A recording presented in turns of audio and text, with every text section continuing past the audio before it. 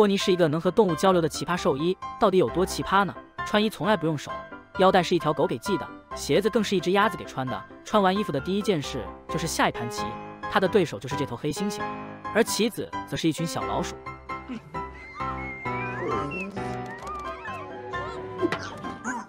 托尼正玩得不亦乐乎时，一个小男孩闯入了他的庄园。男孩找到托尼，希望他能帮忙救治一只松鼠。托尼先是给松鼠做了个人工呼吸，随后把松鼠放到了手术台上。接着更奇葩的一幕发生了，输送氧气的是一条狗，而托尼的助手则是那只鸭子。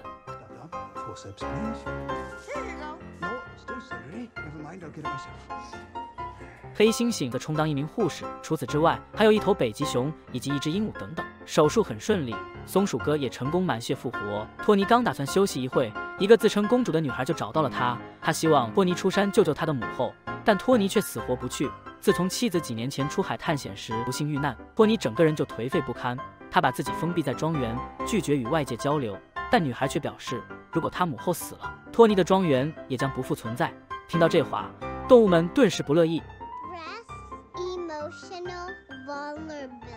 没办法，波尼只好妥协。就这样，波尼骑上庄园里的鸵鸟，和动物们一起前往了皇宫。到达了王后的寝室，托尼先是让狗子闻一闻状况。经过狗子调查，女王可能是被人下毒了，于是托尼戴上眼罩潜入鱼缸，从目击证人章鱼哥口中得知了真相。但托尼并没有声张，女王此时已经毒入骨髓。想要治好女王，必须前往一座岛屿，找到伊甸树之果，并让女王服下才能解毒。说完，托尼便让狗子留下来看好女王，随后趁人不备把竹节虫藏在画框上。托尼自知女王时日无多，于是马上乘船开始了行程。但托尼不知道的是，幕后的真凶已经派出了手下前去阻拦。而另一边，鹦鹉也找到了之前的男孩，希望男孩也能加入这次的行程。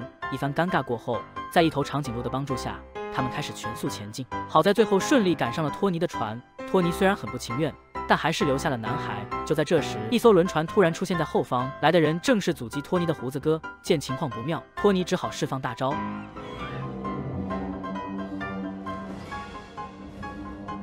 在托尼的召唤下，一条庞然大物破海而出。托尼见状，赶紧穿上潜水服，随后便潜入了海中。之后，船上又投下了一个大项圈，在和一头北极熊的配合下，托尼把项圈成功套在了鲸鱼的头上。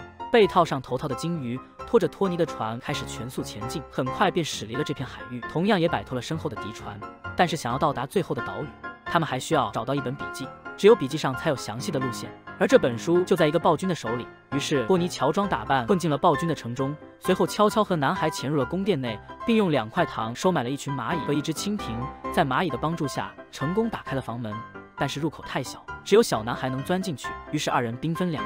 蜻蜓带领男孩穿过通道，来到了暴君的房间。此时的暴君正在睡午觉，身边还有几只母狮守护。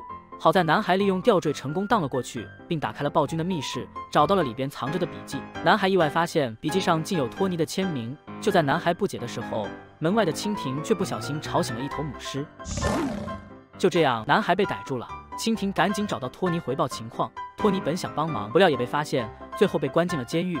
原来那本书的主人不仅是托尼的妻子，更是暴君的独生女。在女儿死后，暴君对托尼更是恨之入骨，认为是托尼的失职才害死了自己的女儿。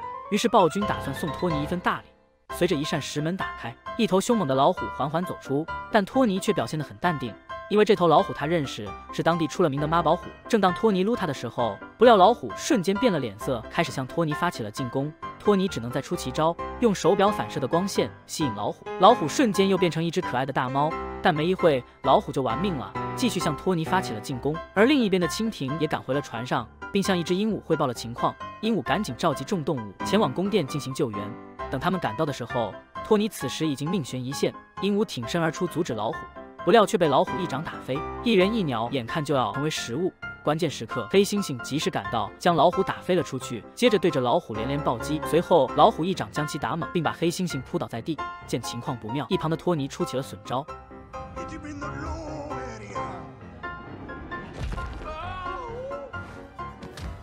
黑猩猩则乘胜追击，将老虎成功锁晕了过去。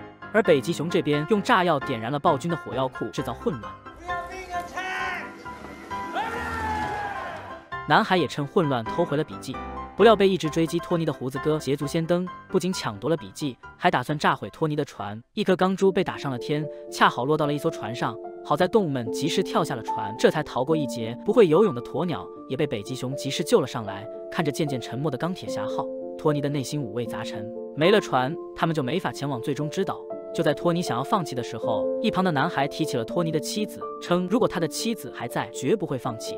妻子一直是托尼的痛，他不允许任何人擅自菲薄。不料他们的对话恰好被暴君听见，见托尼如此维护自己的女儿，暴君打算原谅托尼，并送给了托尼一条船。就这样，托尼以及众动物继续开始了行程，并借助一条鲸鱼追击到了胡子哥的位置。随后在鲸鱼的带领下，他们一路尾随，成功来到了最终之岛。而黑胡子的军队也已经登上小岛，托尼也带领动物们走过了一处峭壁，最后来到了一处洞穴。随后托尼把手按在岩石上，石壁顿时发起耀眼的绿光，这也就证明他们来对地方了。可胡子哥却突然出现，并把托尼众人抓了起来。原来胡子哥并没有找到伊甸树，于是威胁托尼把伊甸树的位置找出来。可就在这时，意外发生了。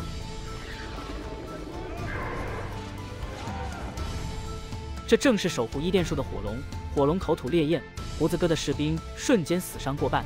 这时火龙的尾巴落到了北极熊的身上，托尼本想帮忙，不料却被火龙的尾巴死死缠住。正当火龙要喷出烈焰时，不料却中途熄火，痛苦地躺在了地上。托尼也被甩了下来，但身为兽医的托尼自然看出了一些端倪。托尼有着能和动物交谈的能力，经过询问，托尼才得知火龙的肠道已经严重堵塞，于是托尼便现场做起了手术。众动物们也各司其职。随后托尼也不知道从哪里找的大葱，直接大力入定。这不掏不要紧，一掏直接掏出一个团的铠甲。掏完后，火龙一脸享受。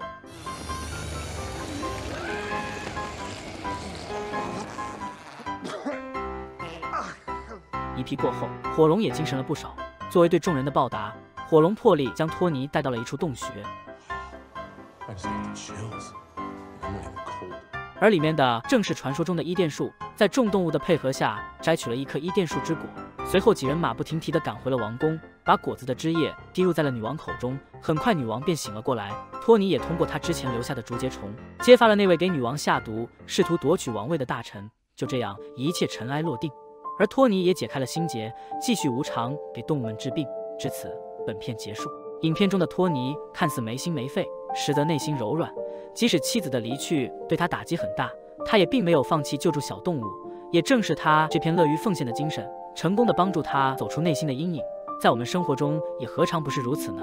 生活中有着各种各样的困难，有些也会导致我们抑郁，但我相信一定会有陪伴着我们的人，他们会帮助我们走出阴影，走出困境。那么荧幕前的你，如果有了和小动物交流的能力，你会怎么利用它呢？欢迎在评论区留言讨论。这里是北仑讲电影，我们下期再见。